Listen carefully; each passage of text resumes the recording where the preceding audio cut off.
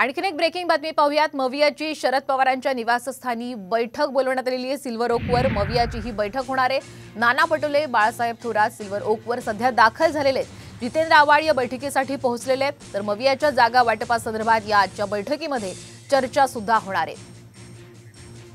अधिकचे अपडेट घेऊयात आमचे प्रतिनिधी गिरीश कांबळे यांच्याकडनं। गिरीश, आपण पाहतोय की मवियाच्या जागा वाटपासंदर्भात एक महत्त्वाची बैठक सिल्वर ओकवर ही अगदी थोड्याच वेळात सुरू होतीये। कोणकोणते नेते सध्या तिथे उपस्थित आहेत, कधी ही बैठक सुरू होणार आहे? महाविकास आघाडीची शरद पवारांच्या सिल्वर ओक या निवासस्थानी बैठक होत आहे। आत्ता संजय राऊत, ठाकरे गटाचे संजय राऊत देखील सिल्वर ओकवर पोहोचलेले आहेत। त्यामुळे काही वेळातच म्हणजे 5 ते 10 मिनिटात महाविकास आघाडीची बैठक या ठिकाणी सुरू होईल।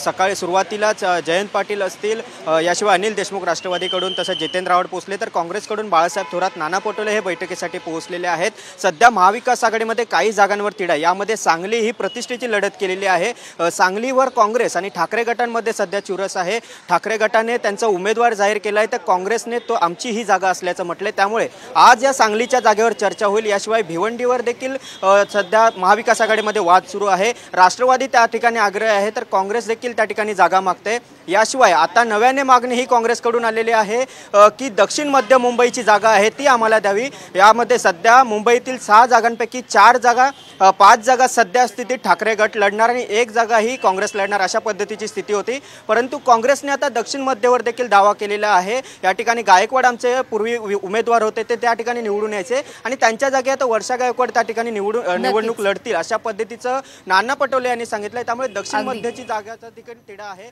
धन्यवाद गिरीश, आपण दिलेला संपूर्ण अपडेट